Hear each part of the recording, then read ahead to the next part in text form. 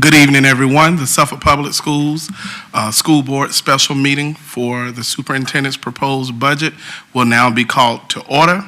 At this time, we ask if everyone could please stand with us as Board Member Jenkins lead us in the Pledge of Allegiance.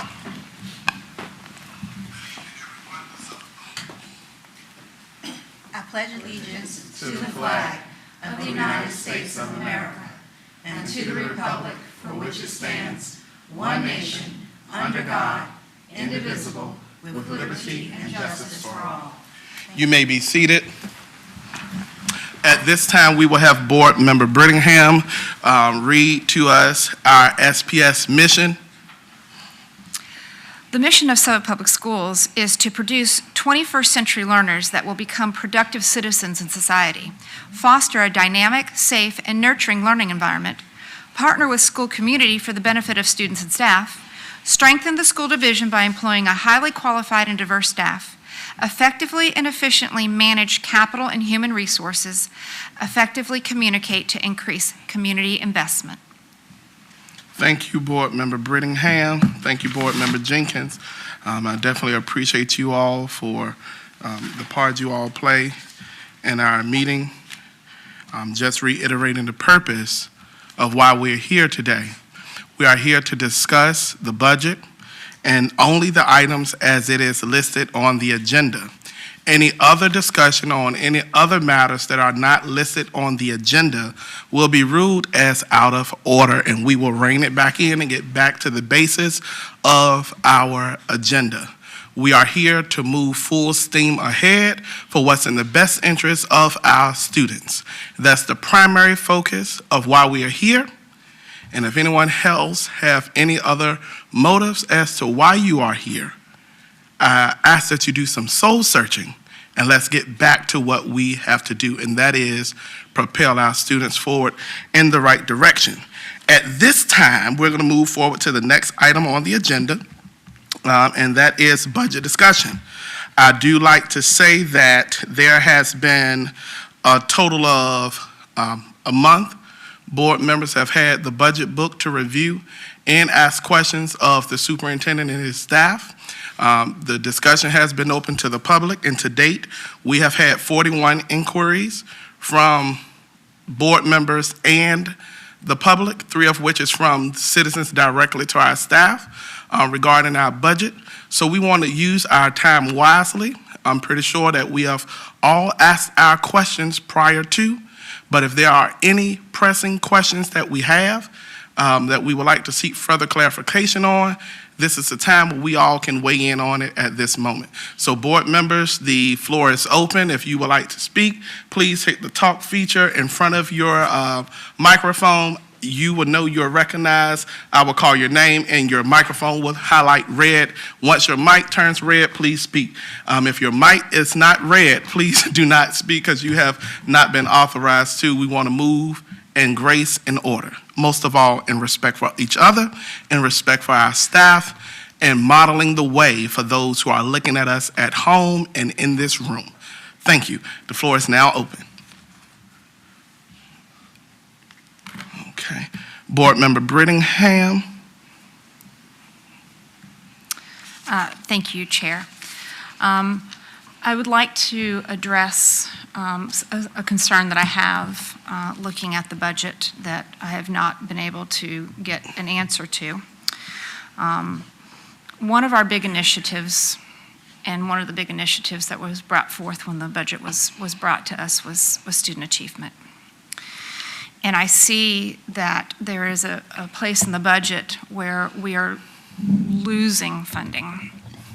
And I'm concerned because as a board, we have all affirmed that student achievement is important. So I want to know, and I'll refer directly to the item inside of the budget that I'm concerned about. On page 19, Virginia Preschool Initiative, Early Reading Initiative, and at-risk add-ons. We're losing $1 million inside of the early reading intervention. And that's problematic for me because we have said student achievement is at our top priority, and the best place to start that at is with the early intervention. So my question is, how will we as a division moving forward offset the loss of the costs that that we can continue to provide the same funding amount to early reading intervention, also to the Virginia Preschool Initiative and the at-risk program for those identified learners? I see in the budget where we have added monies into places like travel and training, purchase services, dues and subscriptions. And those have increased across the board. My concern is that we have placed a good amount of money into these areas, and that it doesn't need to be there. It needs to be in our early intervention program. It needs to be in our preschool initiative. It needs to be in our at-risk program. Okay. So these are non-negotiables in the service of the students and educators of SPS. Okay, thank you, Board Member Brittingham. Before I turn it over to staff, it is my understanding that it was explained at the budget presentation that some of those positions had been moved from one category to another one.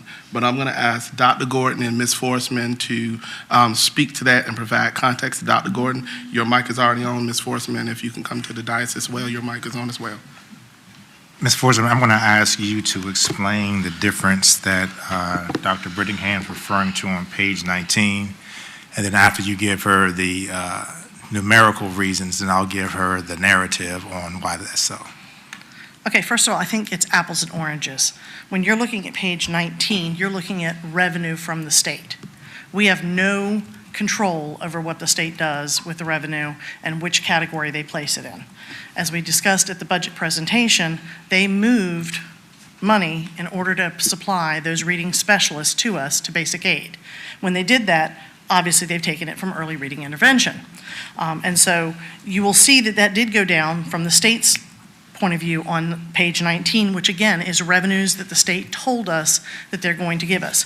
But if you go to the body of the budget book and you look at the preschool initiative and you look at our additions to the budget, which are the 11 reading specialists that are coming from Title I back into the operating fund, you know that there are 5 reading literacy coaches that are staying in Title I, plus the 10 teacher assistants that we're adding, all add to that early reading piece.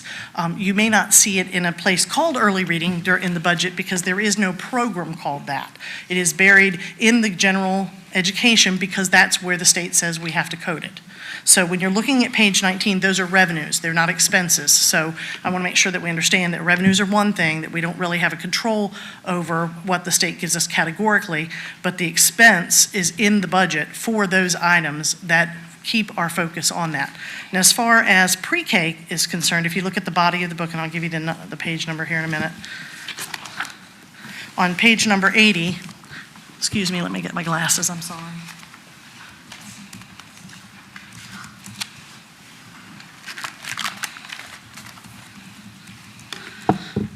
On page number 80, you can see that the overall budget for pre-K went up 2.16%, which is slightly less than the budget itself went up. But what happens there is we have 442 slots for pre-K that we fill each year. There are about 20 students at the beginning of the year that are on a waiting list. But when I talked to the young lady today that handles this, she said that there are about 20 kids that come on and go off during the year, and so they usually end up filling those slots with the kids that are on the waiting list at the very beginning of the year, and generally don't have kids that aren't served all year. So just to give you that idea. Now, the state only pays for 332 slots. So locally, we pay for 110 slots of our own above and beyond what the state said we're required to do. In addition, if you look at the salary line specifically for teachers, there are 24 teachers this current year. There are 24 teachers for next year. When I put the budget together, I use real payroll each year. I take a picture of the payroll when it's at its highest. And then I use those numbers and I add to it a placeholder for the vacancies because we know we want to hire those folks and it is irresponsible financially not to put the money in the budget. So when I put those vacancies in, I put them in as a placeholder for an average salary of that particular position. So if the average salary for teachers without benefits, just the salary line, is about $53,000, then that's what I use as my placeholder. And if I need 5 or 6 or 7, however many I need, depending on the program, I use that number times that base number to put those in the budget. So each year that happens. Last year, it was $1,624,390 in that line. This coming year, it's $1,600,046,204. Let me get that out, which is only a 1.34% increase that includes the raise. But what you have to understand is we had 7 people retire in this particular program. So the difference between those people who were higher paid because they'd been here for years and the people that we rehired, there's about a $67,000 difference. And so that difference shows up here, right? Even though I've got the same number of teachers, it shows up here in your percentage increase and decrease between the years. So you can't look at those lines in salary and say, oh, they're not getting the raise, or this is not, we're not giving them the right amount of money. We are giving them the right amount of money for the people that they have hired on board and who we know that they need to hire. So we have filled those positions, but we have filled them with folks that make less money because they're new. Mm-hmm.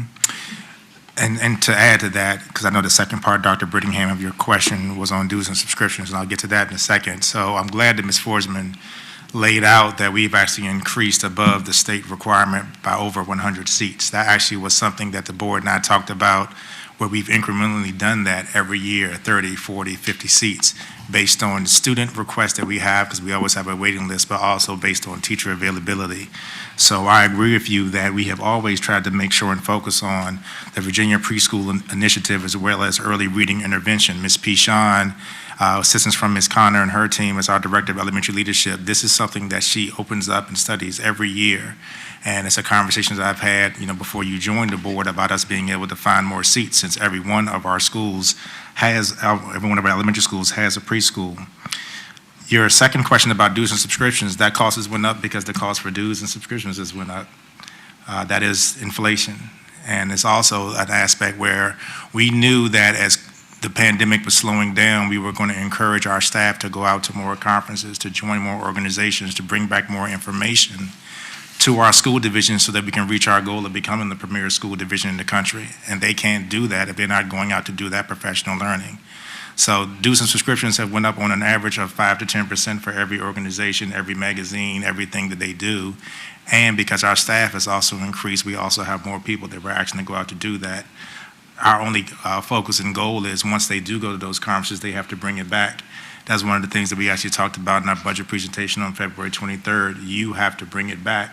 And that's not administrators, that's also teachers as well. That's across the board with the work that Mr. Napier has done with facilities and maintenance. We've increased them having more professional learning opportunities, custodians, food, nutrition services. These are the things that we want to do. Professional learning is not just for teachers. We're really trying to do it for all 2,300 plus of our employees, and that's going to continue to be a focus of us. Thank you. Board Member Brittingham, are you at a better understanding as to what transpired? I've gotten more information. Yes, thank you. I appreciate it. Thank you. Are there any additional questions from board members?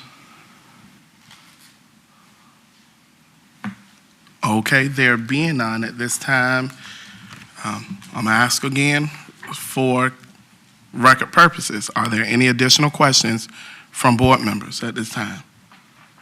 Okay, there being none, this budget discussion is closed.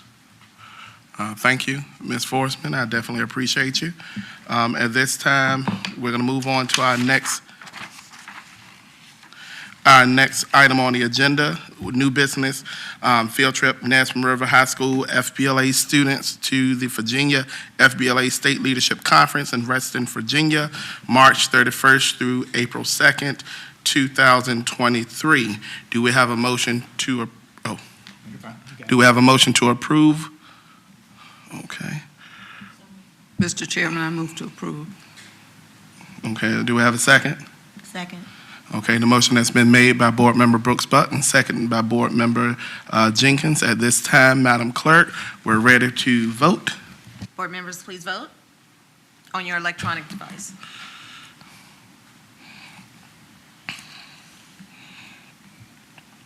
Motion passed.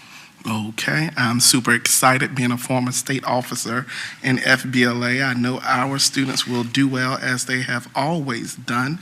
At this time, we have a resolution 2023-04 22-23-14, a resolution of the Suffolk School Board for the City of Suffolk approving the budget for Suffolk Public Schools for fiscal year 2023 to 2024 and requesting that Suffolk City Council fund the budget by appropriating city funds totaling $71,332,201.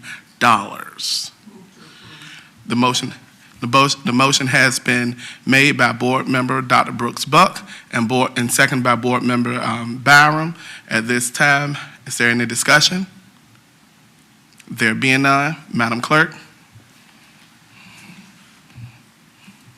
Board members, please vote.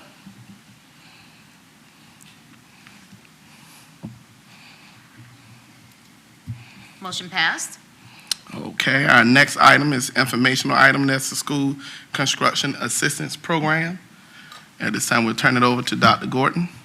I'm going to call Ms. Forsman to the microphone. This is actually the application that we discussed at previous board meetings as well as our joint city council meeting that Ms. Forsman actually sent to the city today as a part of the grant for the school construction assistance. Ms. Forsman? We received information from the state that the grant application was due by March 31st, which is why we're bringing it to you tonight so that we can get this approved and move forward. Basically, there were several questions. I think that Tasha's giving you the information. There were several questions we had to ask and make sure that we met those criteria to even be able to apply for the grant. The grant at this time, at least from my perspective, may bring us $15.1 million. It is graded at the state level based on need. We have no idea who else will apply and how they will rank those needs, but I can tell you that they asked for a 65-point scale for you to even apply, and we squeaked through with 67 points. So we got through and we were able to put it in, and we've applied for it. We won't know. They've not given us a date when they're going to tell us when we get an award or if we get an award, and they've given us literally no information on what to do when it comes, how to get your reimbursement, is it going to be up front, what kind of reporting we have to give them. We literally have zero information other than what I just told you. Thank you, Ms. Forsman. And as you all remember from the joint city council meeting when this topic came up, one of the things that I said was it was really going to be based on the level of economic development and support, your local composite index and support that you receive from the city. And this is the reason why we barely made it through. But they are going to take care of the school divisions that have a higher economic need. I want that on record to be known. The amount of money that we're eligible for is over $15 million, but we are not going to get $15 million. Ladies and gentlemen, there's actually a chance we may not receive anything. And unfortunately, at the state level, there is no timeline for when these awards are going to be given. We are hoping that these awards will be given before July 1, because after July 1, rules actually change for school construction. And one of the main things that we also discussed was some of the Davis-Bacon wages. You heard Mr. Harris when he came here from RRMM, he provided insight into still some of the growing construction costs, even though some things had begun to flatline. So we wanted to be open with the board as well as with our school community, and to also make sure that we're informing the city, which is part of the reason why Ms. Forsman has had constant communication with Teal & Hanson at the city's office, not only about this application, but our overall chances. And we will be looking to, if we are awarded any of this money, we will be looking to apply that to some of the requests that have come from the school board on our current CIP. Thank you, Dr. Gordon. Thank you, Ms. Forsman. At this time, is there just information? So, we did good. At this time, I would entertain a motion to adjourn. Move to approve. Second. The motion has been made and the motion has been made by Dr. Brooks Buck, Board Member Dr. Brooks Buck, and second by Board Member Byram. At this time, is there any discussion? There being none, Madam Clerk. Board members, please vote. Motion passed. We are adjourned. Be safe and enjoy.